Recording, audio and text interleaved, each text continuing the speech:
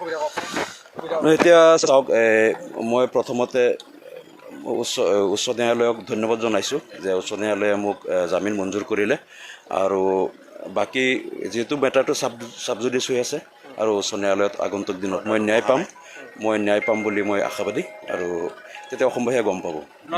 নগাঁৱৰক্ষী আপোনাৰ বিৰুদ্ধে জামিনবিহীন গোচৰ ৰুজু কৰিছিলে, দুটাকৈ জামিনবিহীন গোচৰ আছিলে আৰু ইয়াৰ পাছতে CID যি গোচৰ ৰুজু কৰিছিলে সেয়াও জামিনবিহীন আছিলে, গতিকে ইয়াৰ পাছতে জামিন লাভ কৰাটো আইনৰ বাবে কি বুলি ভাবে আপুনি?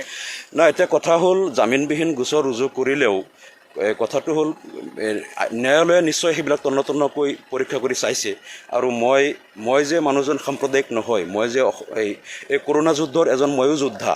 কৰোণাৰ বিৰুদ্ধে মই বিভিন্ন স্থানত যিসকল মানুহ শ্ৰমিকসকল বিভিন্ন ঠাইত তেওঁলোক আবদ্ধ হৈ গ'ল, তেওঁলোকক ইয়াৰ পৰা মই যোগাযোগ কৰি ব্যৱস্থা কৰা আৰু লকডাউন সফল কৰা আৰু ছ'চিয়েল ডিষ্টেঞ্চিং মেইনটেইন কৰি মোৰ সমষ্টিত মানুহবিলাক যাতে লকডাউন মানি চলে সেই কামবিলাক মই কৰি আছোঁ সকলো ক্ষেত্ৰত।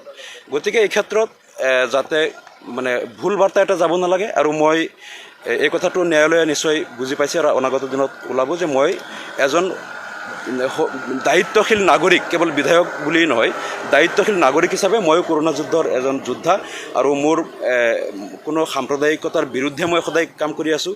সাম্প্ৰদায়িকতা মোৰ মনত নাই আৰু সাম্প্ৰদায়িকতাৰ বিৰুদ্ধে কাম কৰি এই কৰোণা যুদ্ধত চৰকাৰৰ লগত সহযোগিতা কৰি আছোঁ। গতিকে ন্যায়ালয়ে এই কথাবিলাক নিশ্চয় চালি জাৰি চাইছে, মোক জামিন মঞ্জুৰ কৰিছে। অনাগত দিনত বাকী কথাবিলাক স্পষ্ট হ'ব।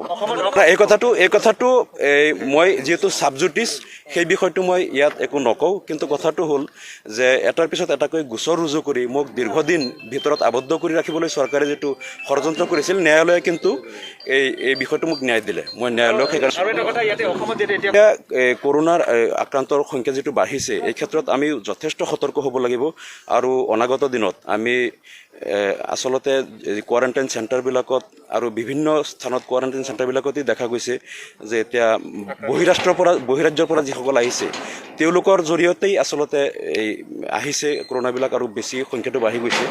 গতিকে এই ক্ষেত্ৰত আমি চৰকাৰে যিখিনি প্ৰচেষ্টা চলাই আছে তাৰ লগতে আমি জনসাধাৰণেও ৰাইজেও যথেষ্টখিনি সতৰ্ক হ'ব লাগিব আৰু যাতে এই কোৱাৰেণ্টাইন চেণ্টাৰৰ পৰা বাহিৰত গৈ এইটো যাতে গণসংক্ৰমণ হ'ব নোৱাৰে এই ক্ষেত্ৰত কিন্তু আমি কৰণীয় বহুত আছে, আমি প্ৰত্যেকজনে সজাগ হ'ব লাগিব।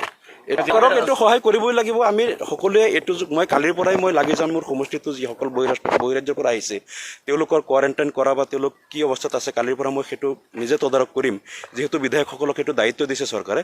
আৰু তাৰ লগে লগে মই এই কথাটো অসমবাসীক মই অনুৰোধ জনাব বিচাৰিছোঁ যে এই ক্ষেত্ৰত তেওঁলোকে কেৱল চৰকাৰে লকডাউন বা আনলকৰ নীতি নিয়ম বান্ধি দিয়াখিনি বাধ্যবাধকতা হিচাপে মানি লোৱাৰ কথাই নহয়, তেওঁলোকে প্ৰত্যেকজনে একোজন সচেতন দায়িত্বশীল নাগৰিক হিচাপে তেওঁলোকে প্ৰত্যেকে একোজন যোদ্ধা হিচাপে এইটোৰ বিৰুদ্ধে এই কৰোণা যুদ্ধত সকলোৱে অৱতীৰ্ণ হ'ব লাগিব যাতে গণসংক্ৰমণ নহয়। গণসংক্ৰমণ নহ'লে এতিয়া সংখ্যাটো যদিও অলপ বাঢ়িছে, কোৱাৰেণ্টাইন চেণ্টাৰৰ ভিতৰত আছে, গতিকে আমি ইমান বেছি উদ্বিগ্ন হোৱা নাই। গণসংক্ৰমণ নোহোৱালৈকে আমি ইমান বেছি চিন্তিত নহয় আৰু আমি যিকোনো প্ৰকাৰে গণসংক্ৰমণৰ পৰা এইটো প্ৰতিৰোধ কৰিব লাগিব। চেণ্টাৰৰ ভিতৰতে আছে আৰু আচলতে কোৱাৰেণ্টাইন চেণ্টাৰ যিহেতু বহিৰাজ্যৰ পৰা অহা মানুহসকলক ৰাখিছে, গতিকে তেওঁলোকৰ পৰাই সংক্ৰমণটো হৈছে আৰু কোৱাৰেণ্টাইন চেণ্টাৰৰ ভিতৰতেই হৈ আছে। গতিকে এইটো এটা সৌভাগ্য যে এই লোকসকল অন্ততঃ কোৱাৰেণ্টাইন চেণ্টাৰৰ ভিতৰতেই সংক্ৰমণটো হৈ আছে।